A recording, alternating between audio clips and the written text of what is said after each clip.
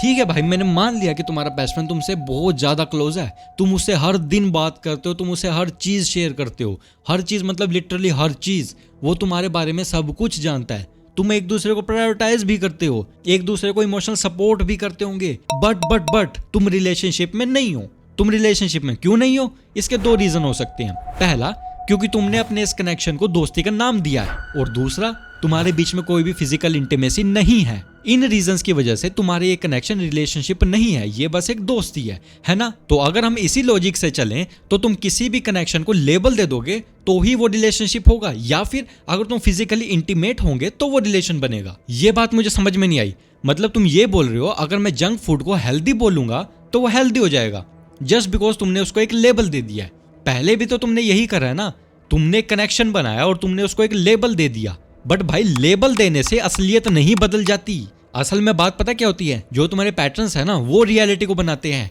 तुम्हारे decisions reality को नहीं बनाते। इस टाइम पर तुम्हारे पैटर्न्स क्या है? तुम एक दूसरे से रोज बात करते हो, रोज इमोशनली कनेक्ट करते हो, तुम अपने डीपेस्ट इमोशनल स्टेट के बारे में हर रोज इसको बताते हो, उसके सामने वल्नरेबल होते हो।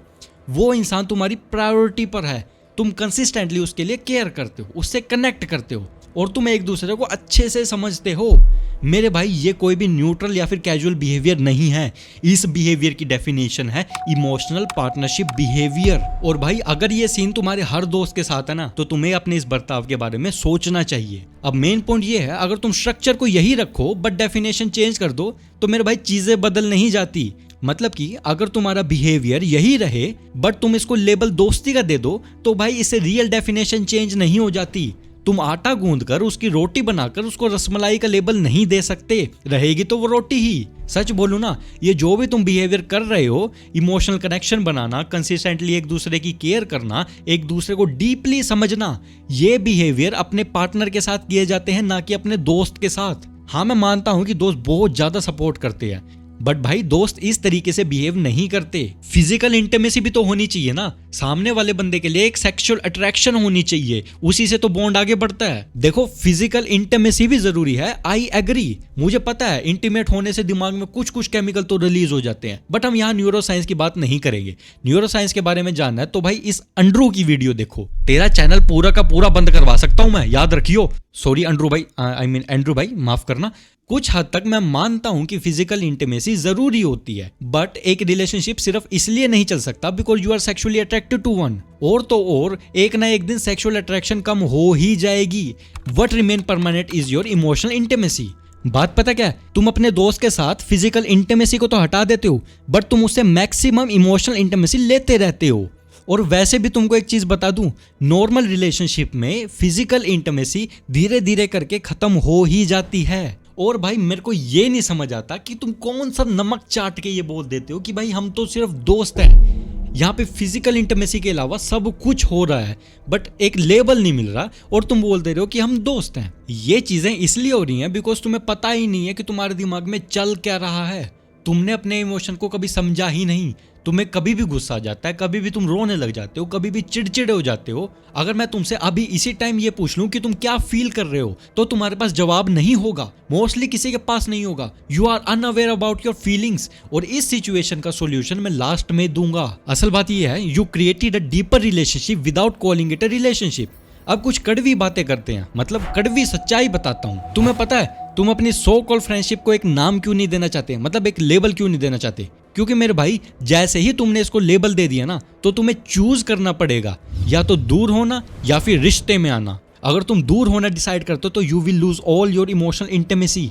अगर तुम रिश्ते में आते हो तो यू हैव टू कमिट, तुम्हें कमिट करना पड़ेगा, तुम्हारे पास बाउंड्रीज आ जाएंगी, और सबसे इंपॉर्टेंट चीज, तुम्हें रिस्पॉन्सिबिलिटी लेनी पड़ेगी। और इस टाइम पर तुम ये सब चीजें नहीं करना चाहते। तुम्हें इस टाइम पे रिलेशनशिप्स के पर्क अपने दोस्त से मिल रहे हैं बिना किसी रिस्पॉन्सिबिलिटी के। तुम्हें एक कन्वीनियंस मिल रहा है कि हाँ, हम दोस्त हैं, he doesn't O me anything, मैं किसी और से भी बात कर सकता हूँ या फिर कर सकती हूँ, जो भी तुम हो। जो बाउंड्री रिलेशनशिप में लगाई जाती हैं, you are free of that. In short अगर मैं तुम्हें बोलूं, you get the perks of relationship without accountability. यार मेरी गर्लफ्रेंड है, वो ना अपने बेस्ट फ्रेंड के साथ बहुत ज्यादा क्लोज है, तो ये चीज क्या तुम्हें ट्रिगर करती है? ऑब्वियसली वो मोस्टली उसी के साथ टाइम स्पेंड करती है। उल्टा वो वाला टाइम मेरे साथ स्पेंड होना चाहिए ताकि हमारा रिलेशनशिप ग्रो करे। अगर उसे ये बोलता हूँ तो वो मुझे इनसिक्योर बोल देती है।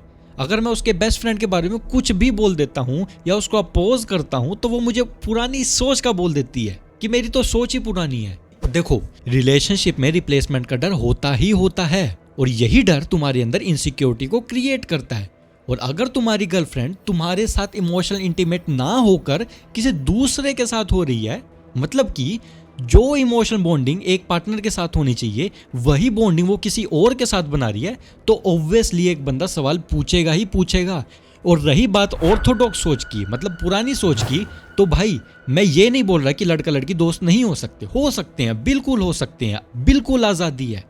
मेरे भी काफ़ी दोस्त हैं, लेकिन जब एक दोस्ती इमोशनल डिपेंडेंसी और प्रायोरिटी में बदल जाती है ना, तो वो न्यूट्रल नहीं होता भाई। ये कोई पिछड़ी सोच नहीं है, ये ऑब्जर्वेशन है, ये कॉमन सेंस है।